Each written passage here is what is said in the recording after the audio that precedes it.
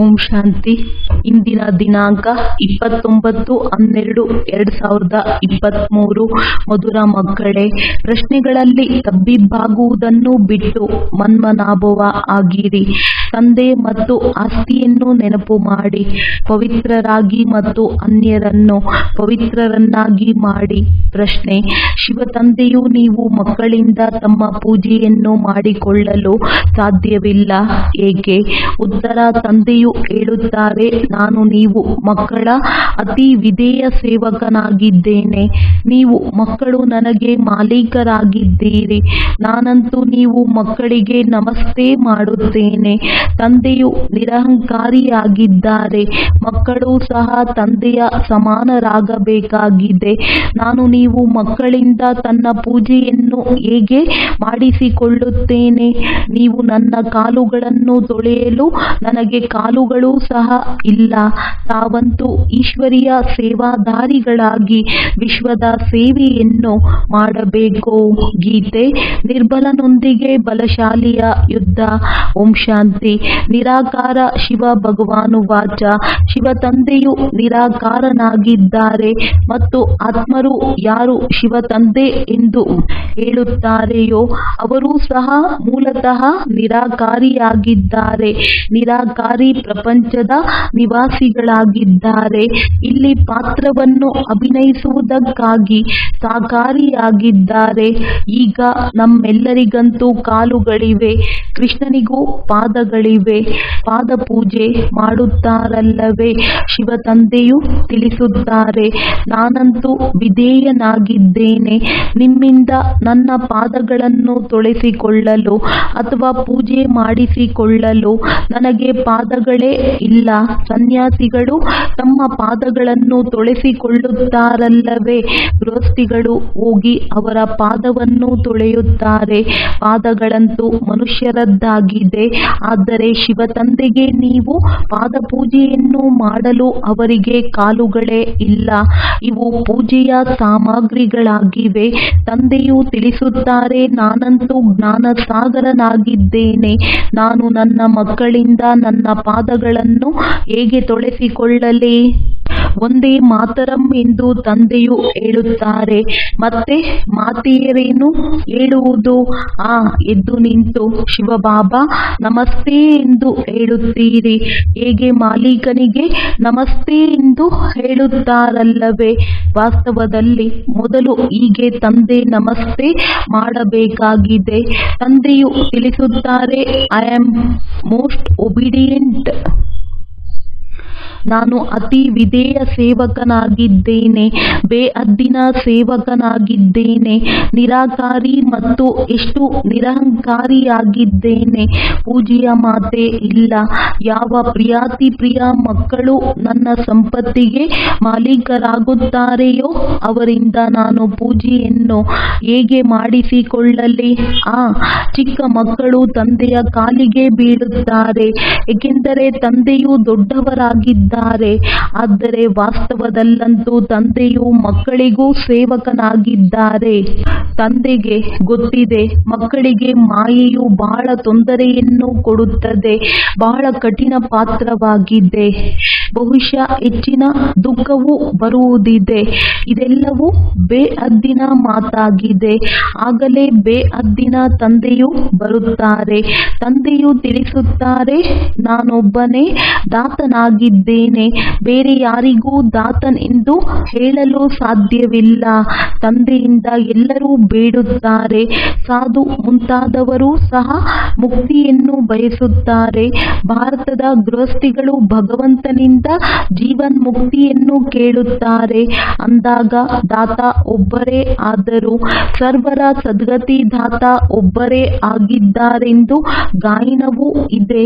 ಸಾಧುಗಳು ಯಾವಾಗ ತಾವೇ ಸಾಧನೆ ಮಾಡುತ್ತಾರೆಂದ ಮೇಲೆ ಅವರು ಅನ್ಯರಿಗೆ ಗತಿ ಸದ್ಗತಿಯನ್ನು ಕೊಡಲು ಹೇಗೆ ಸಾಧ್ಯ? ಮುಕ್ತಿಧಾಮ ಮತ್ತು ಜೀವನ್ ಮುಕ್ತಿಧಾಮ ಎರಡರ ಮಾಲೀಕ ಒಬ್ಬ ತಂದೆಯೇ ಆಗಿದ್ದಾರೆ. ಬರುತ್ತಾರೆ. ಅವರು ತಮ್ಮ ಸಮಯದಲ್ಲಿಯೇ ಒಂದೇ ಬಾರಿ ಬರುತ್ತಾರೆ. ಮತ್ತೆಲ್ಲರೂ ಜನನ ಮರಣದಲ್ಲಿ ಬರುತ್ತಿರುತ್ತಾರೆ. ಆದರೆ ಇವರು ಒಂದೇ ಬಾರಿ ಬರುತ್ತಾರೆ ಯಾವಾಗ ರಾವಣ ರಾಜ್ಯವು ಸಮಾಪ್ತಿಯಾಗಬೇಕಾಗುತ್ತದೆ. ಅದಕ್ಕೆ ಮೊದಲು ಬರಲು ಸಾಧ್ಯವಿಲ್ಲ. ಹೀಗೆ ಬರಲು ನಾಟಕದಲ್ಲಿ ಪಾತ್ರವೇ ಇಲ್ಲ.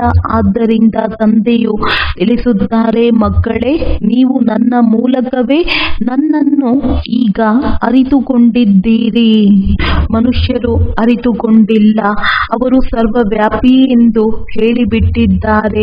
ಈಗಂತೂ ರಾವಣ ರಾಜ್ಯವಾಗಿದೆ. ಭಾರತವಾಸಿಗಳೇ ರಾವಣನನ್ನು ಸುಡುತ್ತಿರುತ್ತಾರೆ. ಇದರಿಂದ ರಾವಣ ರಾಜ್ಯವು ಭಾರತದಲ್ಲಿಯೇ ಆಗುತ್ತದೆ ಎಂಬುದು ಸಿದ್ಧವಾಗುತ್ತದೆ. ರಾಮರಾಜ್ಯವು ಭಾರತದಲ್ಲಿಯೇ ಆಗುತ್ತದೆ. ಈಗ ರಾವಣ ರಾಜ್ಯವು ಹೇಗೆ ಎಂಬ ಮಾತುಗಳನ್ನು ರಾಮರಾಜ್ಯವನ್ನು ಸ್ಥಾಪನೆ ಮಾಡುವವರೇ ತಿಳಿಸುತ್ತಾರೆ. ಇದನ್ನು ಯಾರು ತಿಳಿಸುತ್ತಾರೆ? ನಿರಾಕಾರ ಶಿವ ಭಗವಾನುವಾಚ. ಆತ್ಮನಿಗೆ ಶಿವನೆಂದು ಹೇಳುವುದಿಲ್ಲ. ಆತ್ಮರೆಲ್ಲರೂ ಸಾಲಿಗ್ರಾಮಗಳಾಗಿದ್ದಾರೆ. ಒಬ್ಬರನ್ನೇ ಶಿವನೆಂದು ಹೇಳಲಾಗುತ್ತದೆ. ಸಾಲಿಗ್ರಾಮಗಳು ಬಹಳ ಇರುತ್ತವೆ. ಇದು ರುದ್ರಜ್ಞಾನ ಯಜ್ಞವಾಗಿದೆ. ಆ ಬ್ರಾಹ್ಮಣರು ಯಾವ ಯಜ್ಞವನ್ನು ರಚಿಸುತ್ತಾರೆಯೋ ಅದರಲ್ಲಿ ಒಂದು ದೊಡ್ಡ ಶಿವಲಿಂಗ ಮತ್ತು ಚಿಕ್ಕ ಚಿಕ್ಕ ಸಾಲಿಗ್ರಾಮಗಳನ್ನು ಮಾಡಿ ಪೂಜಿಸುತ್ತಾರೆ. ದೇವಿಯರು ಮೊದಲಾದವರ ಪೂಜೆಯಂತೂ ವರ್ಷವೂ ಆಗುತ್ತದೆ. ಹೀಗೆ ಪ್ರತಿನಿತ್ಯ ಮಣ್ಣಿನಿಂದ ತಯಾರಿಸುತ್ತಾರೆ ಮತ್ತು ಪೂಜಿಸುತ್ತಾರೆ. ರುದ್ರನಿಗೆ ಬಹಳ ಮಾನ್ಯತೆ ಇದೆ. ಸಾಲಿಗ್ರಾಮಗಳು ಯಾರೆಂದು ಅವರು ತಿಳಿದುಕೊಂಡೇ ಇಲ್ಲ. ನೀವು ಶಿವಶಕ್ತಿ ಸೇನೆಯು ಪತಿತರನ್ನು ಪಾವನರನ್ನಾಗಿ ಮಾಡುತ್ತೀರಿ.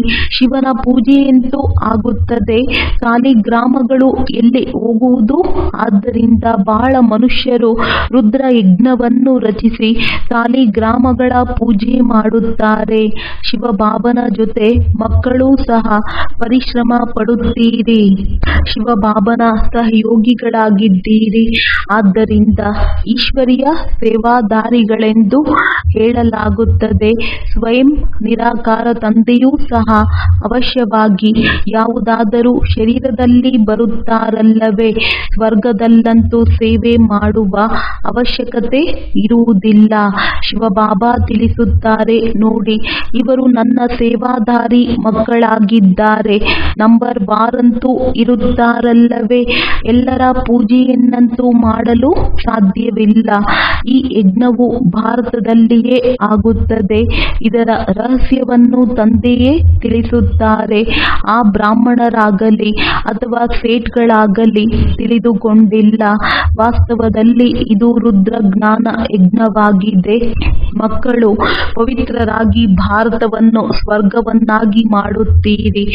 ಇದು ದೊಡ್ಡ ಆಸ್ಪತ್ರೆಯಾಗಿದೆ. ಇಲ್ಲಿ ಯೋಗದ ಮೂಲಕ ನಾವು ಸದಾ ಆರೋಗ್ಯವಂತರಾಗುತ್ತೇವೆ. ತಂದೆಯು ಹೇಳುತ್ತಾರೆ, ನನ್ನನ್ನು ನೆನಪು ಮಾಡಿ. ದೇಹದ ಅಹಂಕಾರವು ಮೊದಲಿನ ನಂಬರಿನ ವಿಕಾರವಾಗಿದೆ. ಯಾವುದು ಯೋಗವನ್ನು ಕತ್ತರಿಸುತ್ತದೆ. ದೇಹಾಭಿಮಾನಿಗಳಾಗುತ್ತೀರಿ. ತಂದೆಯನ್ನು ಮರೆಯುತ್ತೀರಿ.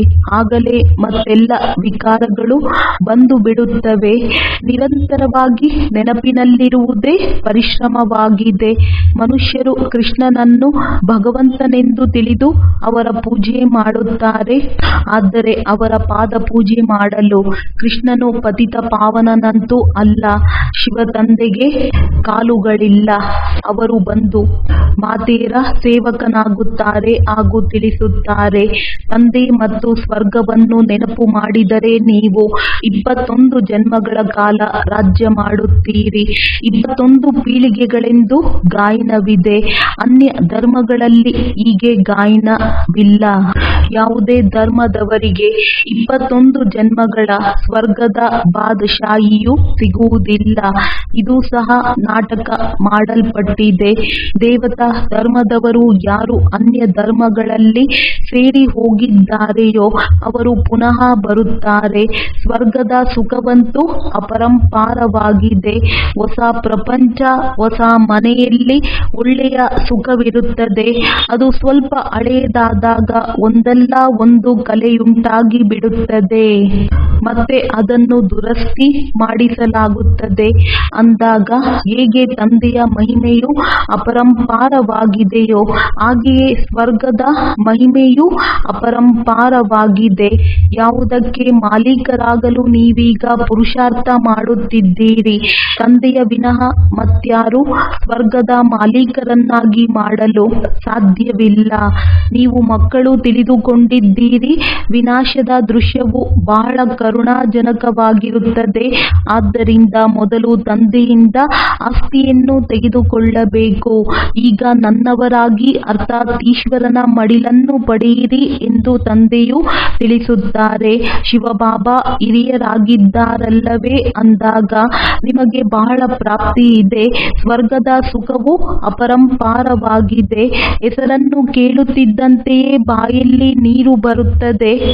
ಇಂಥವರು ಸ್ವರ್ಗಕ್ಕೆ ಹೋದರೆಂದು ಹೇಳುತ್ತಾರೆ. ಅಂದರೆ ಸ್ವರ್ಗವು ಎಲ್ಲರಿಗೆ ಪ್ರಿಯವೆನಿಸುತ್ತದೆಯಲ್ಲವೇ? ಇದಂತೂ ನರಕವಾಗಿದೆ. ಎಲ್ಲಿಯವರೆಗೆ ಸತ್ಯಯುಗವಾಗುವುದಿಲ್ಲವೋ ಅಲ್ಲಿಯವರೆಗೆ ಯಾರೂ ಸ್ವರ್ಗಕ್ಕೆ ಹೋಗಲು ಸಾಧ್ಯವಿಲ್ಲ.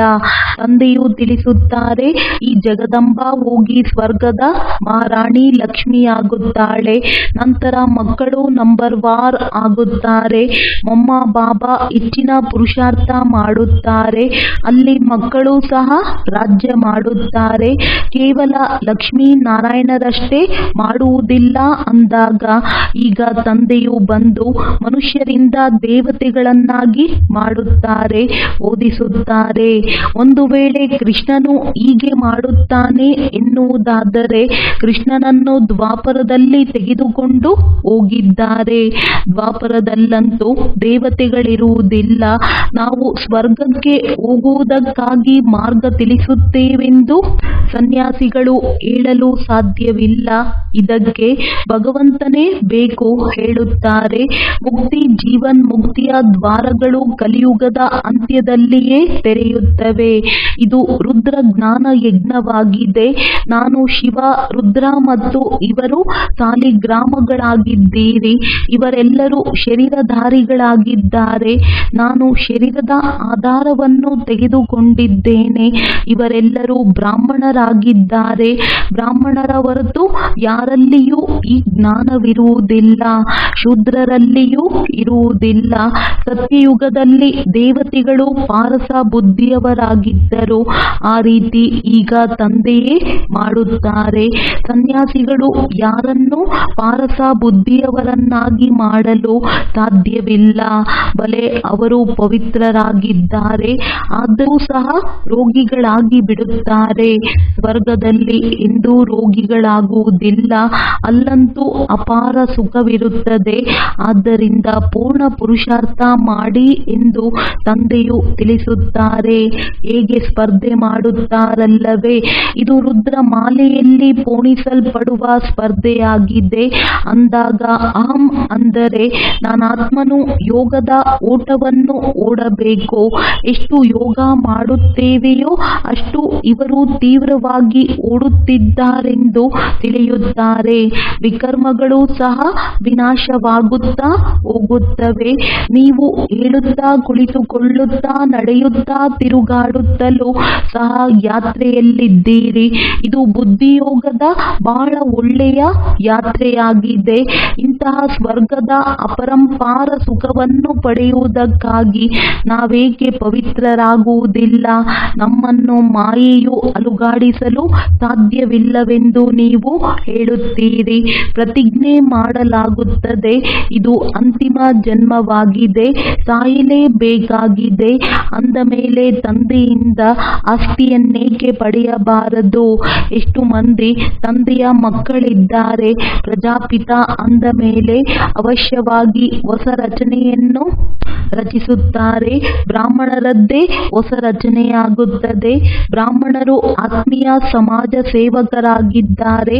ದೇವತೆಗಳಂತೂ ಪ್ರಾರಬ್ಧವನ್ನು ಭೋಗಿಸುತ್ತಾರೆ. ನೀವು ಭಾರತದ ಸೇವೆ ಮಾಡುತ್ತೀರಿ, ಆದ್ದರಿಂದ ನೀವೇ ಸ್ವರ್ಗದ ಮಾಲೀಕರಾಗುತ್ತೀರಿ. ಭಾರತದ ಸೇವೆ ಮಾಡುವುದರಲ್ಲಿ ಎಲ್ಲರ ಸೇವೆಯಾಗಿ ಬಿಡುತ್ತದೆ. ಅಂದಾಗ ಇದು ರುದ್ರ ಜ್ಞಾನ ಯಜ್ಞವಾಗಿದೆ. ಶಿವನಿಗೆ ರುದ್ರನೆಂದು ಹೇಳಲಾಗುತ್ತದೆ, ಕೃಷ್ಣನಿಗಲ್ಲ. ಕೃಷ್ಣನು ಸತ್ಯಯುಗದ ರಾಜಕುಮಾರನಾಗಿದ್ದಾನೆ. ಅಲ್ಲಿ ಈ ಯಜ್ಞ ಮೊದಲಾದವುಗಳಿರುವುದಿಲ್ಲ. ಈಗ ಇದು ರಾವಣ ರಾಜ್ಯವಾಗಿದೆ. ಇದು ಸಮಾಪ್ತಿಯಾಗಲಿದೆ. ಮತ್ತೆಂದೂ ರಾವಣನ ಪ್ರತಿಮೆಯನ್ನು ಮಾಡುವುದಿಲ್ಲ. ತಂದೆಯೇ ಬಂದು ಈ ಬಂಧನಗಳಿಂದ ಬಿಡಿಸುತ್ತಾರೆ. ಈ ಬ್ರಹ್ಮರವರನ್ನು ಸಹ ಬಿಡಿಸಿದೆನಲ್ಲವೇ? ಶಾಸ್ತ್ರಗಳನ್ನು ಓದುತ್ತಾ ಯಾವ ಸ್ಥಿತಿಯಾಗಿ ಬಿಟ್ಟಿದೆ. ಆದ್ದರಿಂದ ಈಗ ನನ್ನನ್ನು ನೆನಪು ಮಾಡಿ ಎಂದು ತಂದೆ ತಿಳಿಸುತ್ತಾರೆ. ತಂದೆಯನ್ನು ನೆನಪು ಮಾಡುವ ಧೈರ್ಯವಿಲ್ಲ, ಪವಿತ್ರವಾಗಿರುವುದಿಲ್ಲ, ವ್ಯರ್ಥವಾದ ಪ್ರಶ್ನೆಗಳನ್ನು ಕೇಳುತ್ತಿರುತ್ತಾರೆ. ಆದ್ದರಿಂದ ತಂದೆಯು ಹೇಳುತ್ತಾರೆ, ಮಕ್ಕಳೇ, ಮನ್ಮನಾಭವ, ಒಂದು ವೇಳೆ ಯಾವುದೇ ಮಾತಿನಲ್ಲಿ ತಬ್ಬಿಬ್ಬಾಗುತ್ತೀರೆಂದರೆ ಅದನ್ನು ಬಿಟ್ಟು ಬಿಡಿ. ಮನ್ಮನಾಭವ ಆಗಿರಿ. ಪ್ರಶ್ನೆಗೆ ಪ್ರತ್ಯುತ್ತರ ಸಿಗಲಿಲ್ಲವೆಂದು ಹೇಳಿ ವಿದ್ಯೆಯನ್ನೇ ಬಿಟ್ಟು ಬಿಡುವುದಲ್ಲ. ಭಗವಂತನಾಗಿದ್ದರೂ ಉತ್ತರವನ್ನೇಕೆ ಕೊಡುವುದಿಲ್ಲವೆಂದು ಹೇಳುತ್ತಾರೆ. ಇದಕ್ಕೆ ತಂದೆಯು ತಿಳಿಸುತ್ತಾರೆ, ನಿಮ್ಮ ಕೆಲಸವು ತಂದೆ ಮತ್ತು ಆಸ್ತಿಯೊಂದಿಗಿದೆ. ಚಕ್ರವನ್ನು ಸಹ ನೆನಪು ಮಾಡಬೇಕಾಗುತ್ತದೆ. ಅವರೂ ಸಹ ತ್ರಿಮೂರ್ತಿ ಮತ್ತು ಚಕ್ರವನ್ನು ತೋರಿಸುತ್ತಾರೆ. ಸತ್ಯಮೇವ ಜಯತೆ ಎಂದು ಬರೆಯುತ್ತಾರೆ, ಆದರೆ ಅರ್ಥವನ್ನು ತಿಳಿದುಕೊಂಡಿಲ್ಲ. ನೀವು ತಿಳಿಸಬೇಕು, ಶಿವ ತಂದೆಯನ್ನು ನೆನಪು ಮಾಡಿದರೆ ಸೂಕ್ಷ್ಮ ವತನವಾಸಿ ಬ್ರಹ್ಮ, ವಿಷ್ಣು, ಶಂಕರರು ನೆನಪಿಗೆ ಬರುತ್ತಾರೆ. ಮತ್ತು ಸ್ವದರ್ಶನ ಚಕ್ರವನ್ನು ನೆನಪು ಮಾಡಿದರೆ ವಿಜಯಿಗಳಾಗಿ ಬಿಡುತ್ತೀರಿ. ಜಯತೆ ಎಂದರೆ ಮಾಯೆಯ ಮೇಲೆ ವಿಜಯ ಗಳಿಸುತ್ತೀರಿ. ಎಷ್ಟು ತಿಳಿದುಕೊಳ್ಳುವ ಮಾತಾಗಿದೆ. ಇಲ್ಲಿ ನಿಯಮಗಳಿವೆ. ಹಂಸಗಳ ಸಭೆಯಲ್ಲಿ ಕೊಕ್ಕರೆಗಳು ಕುಳಿತುಕೊಳ್ಳಬಾರದು. ಬ್ರಹ್ಮ ಕುಮಾರ ಕುಮಾರಿಯರು ಯಾರು ಸ್ವರ್ಗದ ದೇವತೆಗಳನ್ನಾಗಿ ಮಾಡುತ್ತಾರೆಯೋ ಅವರ ಮೇಲೆ ದೊಡ್ಡ ಜವಾಬ್ದಾರಿ ಇದೆ. ಮೊದಲು ಯಾರೇ ಬರುತ್ತಾರೆಂದರೆ ಯಾವಾಗಲೂ ಅವರನ್ನು ಕೇಳಿ, ಆತ್ಮದ ತಂದೆಯನ್ನು ತಿಳಿದುಕೊಂಡಿದ್ದೀರಾ? ಯಾರು ಪ್ರಶ್ನೆಯನ್ನು ಕೇಳುತ್ತಾರೆಯೋ ಅವರು ಅವಶ್ಯವಾಗಿ ತಂದೆಯನ್ನು ತಿಳಿದುಕೊಂಡಿರುತ್ತಾರೆ. ಸನ್ಯಾಸಿ ಮೊದಲಾದವರು ಈ ರೀತಿ ಎಂದು ಕೇಳುವುದಿಲ್ಲ, ಏಕೆಂದರೆ ಅವರು ತಿಳಿದುಕೊಂಡಿರುವುದಿಲ್ಲ. ನೀವಂತೂ ಪ್ರಶ್ನೆ ಕೇಳುತ್ತೀರಿ, ಬೇಹದ್ದಿನ ತಂದೆಯನ್ನು ತಿಳಿದುಕೊಂಡಿದ್ದೀರಾ? ಮೊದಲು ನಿಶ್ಚಿತಾರ್ಥ ಮಾಡಿ. ಬ್ರಾಹ್ಮಣರ ಕರ್ತವ್ಯವೇ ಇದಾಗಿದೆ. ತಂದೆಯು ತಿಳಿಸುತ್ತಾರೆ, ಏ ಆತ್ಮರೇ, ನನ್ನ ಜೊತೆ ಯೋಗವನ್ನಿಡಿ, ಏಕೆಂದರೆ ನೀವು ನನ್ನ ಬಳಿ ಬರಬೇಕಾಗಿದೆ. ಸತ್ಯಯುಗಿ ದೇವಿ ದೇವತೆಗಳು ಬಹಳ ಕಾಲದಿಂದ ಅಗಲಿ ಹೋಗಿದ್ದಾರೆ ಅಂದ ಮೇಲೆ ಜ್ಞಾನವೂ ಸಹ ಮೊಟ್ಟ ಮೊದಲು ಅವರಿಗೆ ಸಿಗುವುದು. ಲಕ್ಷ್ಮೀನಾರಾಯಣರು 84 ಜನ್ಮಗಳನ್ನು ಪೂರ್ಣ ಮಾಡಿದ್ದಾರೆಂದರೆ ಅವರಿಗೆ ಮೊದಲು ಜ್ಞಾನವೂ ಸಿಗಬೇಕು. ಮನುಷ್ಯ ಸೃಷ್ಟಿಯ ಯಾವ ವೃಕ್ಷವಿದೆಯೋ ಅದಕ್ಕೆ ತಂದೆಯು ಬ್ರಹ್ಮನಾಗಿದ್ದಾರೆ ಮತ್ತು ಆತ್ಮದ ತಂದೆಯು ಶಿವನಾಗಿದ್ದಾರೆ. ಅಂದ ಮೇಲೆ ತಂದೆ ಮತ್ತು ತಾತ ಆದರಲ್ಲವೇ? ನೀವು ಅವರ ಮೊಮ್ಮಕ್ಕಳಾಗಿದ್ದೀರಿ. ಅವರಿಂದ ನಿಮಗೆ ಜ್ಞಾನವೂ ಸಿಗುತ್ತದೆ.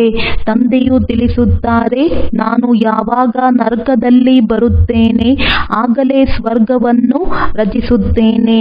ಶಿವ ಭಗವಾನುವಾಚ, ಲಕ್ಷ್ಮೀನಾರಾಯಣರು ತ್ರಿಕಾಲದರ್ಶಿಗಳಲ್ಲ. ಅವರಿಗೆ ಈ ರಚಯಿತ ರಚನೆಯ ಜ್ಞಾನವಿಲ್ಲ. ಅಂದ ಮೇಲೆ ಪರಂಪರೆಯಿಂದ ಇದು ಹೇಗೆ ನಡೆಯುತ್ತದೆ? ಇವರಂತೂ ಮೃತ್ಯುವು ಬಂದಿತೆಂದರೆ ಬಂದಿತು ಎಂದು ಕೇವಲ ಹೇಳುತ್ತಿರುತ್ತಾರೆ. ಆದರೆ ಏನೂ ಆಗುವುದಿಲ್ಲವೆಂದು ಕೆಲವರು ತಿಳಿಯುತ್ತಾರೆ. ಇದರ ಮೇಲೆ ಒಂದು ಉದಾಹರಣೆಯೂ ಇದೆ. ಹುಲಿ ಬಂದಿತು, ಆದರೆ ಹುಲಿಯು ಬರಲೇ ಇಲ್ಲ. ಕೊನೆಗೆ ಒಂದು ದಿನ ಹುಲಿಯು ಬಂದೇ ಬಿಟ್ಟಿತು, ಮೇಕೆಗಳನ್ನೆಲ್ಲ ತಿಂದು ಬಿಟ್ಟಿತು. ಇವೆಲ್ಲ ಇಲ್ಲಿಯ ಮಾತುಗಳಾಗಿವೆ. ಒಂದು ದಿನ ಕಾಲವು ಎಲ್ಲರನ್ನೂ ಕಬಳಿಸಿ ಬಿಡುತ್ತದೆ.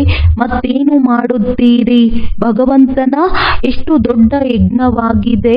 ಇಷ್ಟು ದೊಡ್ಡ ಯಜ್ಞವನ್ನು ಪರಮಾತ್ಮನ ವಿನಃ ಮತ್ಯಾರೂ ರಚಿಸಲು ಸಾಧ್ಯವಿಲ್ಲ. ಬ್ರಹ್ಮವಂಶಿ ಬ್ರಾಹ್ಮಣರೆಂದು ಕರೆಸಿಕೊಂಡು ಪವಿತ್ರವಾಗಿಲ್ಲವೆಂದರೆ ಅವರು ಸತ್ತಂತೆ. ಶಿವಬಾಬನೊಂದಿಗೆ ಪ್ರತಿಜ್ಞೆ ಮಾಡಲಾಗುತ್ತದೆ. ಮಧುರ ತಂದೆಯ ಸ್ವರ್ಗದ ಮಾಲೀಕರನ್ನಾಗಿ ಮಾಡುವ ತಂದೆಯೇ, ನಾನಂತೂ ತಮ್ಮವನಾಗಿದ್ದೇನೆ, ಅಂತ್ಯದವರೆಗೆ ತಮ್ಮವನಾಗಿಯೇ ಇರುತ್ತೇನೆ. ಇಂತಹ ತಂದೆ ಅಥವಾ ಪ್ರಿಯತಮನಿಗೆ ವಿಚ್ಛೇದನ ಕೊಟ್ಟರೆ ಮಹಾರಾಜ ಮಹಾರಾಣಿಯಾಗಲು ಸಾಧ್ಯವಿಲ್ಲ. ಒಳ್ಳೆಯದು. ಮಧುರಾತಿ ಮಧುರ ಅಗಲಿ ಮರಳಿ ಸಿಕ್ಕಿರುವಂತಹ ಮಕ್ಕಳಿಗೆ ಪ್ರೀತಿಯ ಮಾತ್ಪಿತಾ ಬಾಪ್ ದಾದಾರವರ ನೆನಪು, ಪ್ರೀತಿ ಹಾಗೂ ಸುಪ್ರಭಾತ. ಆತ್ಮೀಯ ಮಕ್ಕಳಿಗೆ ಆತ್ಮೀಯ ತಂದೆಯ ನಮಸ್ತೆ. ಧಾರಣೆಗಾಗಿ ಮುಖ್ಯ ಸಾರ: ಸತ್ಯವಾದ ಈಶ್ವರೀಯ ಸೇವಾದಾರಿಗಳಾಗಿ ಭಾರತವನ್ನು ಸ್ವರ್ಗವನ್ನಾಗಿ ಮಾಡುವುದರಲ್ಲಿ ತಂದೆಗೆ ಪವಿತ್ರತೆಯ ಸಹಯೋಗ ಕೊಡಬೇಕಾಗಿದೆ. ಆತ್ಮೀಯ ಸಮಾಜ ಸೇವಕರಾಗಬೇಕಾಗಿದೆ. ಯಾವುದೇ ಪ್ರಕಾರದ ಪ್ರಶ್ನೆಗಳಲ್ಲಿ ಗೊಂದಲಕ್ಕೊಳಗಾಗಿ ವಿದ್ಯೆಯನ್ನು ಬಿಡಬಾರದು. ಪ್ರಶ್ನೆಗಳನ್ನು ಬಿಟ್ಟು ತಂದೆ ಮತ್ತು ಆಸ್ತಿಯನ್ನು ನೆನಪು ಮಾಡಬೇಕಾಗಿದೆ. ವರದಾನ: ಎಲ್ಲ ಮಿತಿಗಳಿಂದ ದೂರವಿರುತ್ತಾ ಎಲ್ಲರನ್ನೂ ನನ್ನತನದ ಭಾವನೆ ಅನುಭೂತಿ ಮಾಡಿಸುವಂತಹ ಅನುಭವಿ ಮೂರ್ತಿ ಭವ. ಹೇಗೆ ಪ್ರತಿಯೊಬ್ಬರ ಮನಸ್ಸಿನಿಂದ ಬರುತ್ತೆ ನನ್ನ ಬಾಬಾ, ಹಾಗೆ ಎಲ್ಲರ ಮನಸ್ಸಿನಲ್ಲಿ ಬರಲಿ. ಇವರು ನನ್ನವರಾಗಿದ್ದಾರೆ. ಬೇಅದ್ದಿನ ಸಹೋದರ ಇಲ್ಲ ಸಹೋದರಿ ಆಗಿದ್ದಾರೆ. ದೀದಿ ಆಗಿದ್ದಾರೆ, ದಾದಿ ಆಗಿದ್ದಾರೆ. ಎಲ್ಲೇ ಇರಲಿ, ಆದರೆ ಬೇಅದ್ದಿನ ಸೇವೆಗೆ ನಿಮಿತ್ತನಾಗಿರುವೆ. ಮಿತಿಗಳಿಂದ ಪಾರಾಗಿರುತ್ತಾ ಬೇಅದ್ದಿನ ಭಾವನೆ, ಬೇಅದ್ದಿನ ಶ್ರೇಷ್ಠ ಭಾವನೆ ಇಡಬೇಕು. ಇದೇ ಆಗಿದೆ ಫಾಲೋ ಫಾದರ್ ಮಾಡುವುದು. ಈಗ ಇದರ ಪ್ರಾಕ್ಟಿಕಲ್ ಅನುಭವ ಮಾಡಿ ಮತ್ತು ಮಾಡಿಸಿ.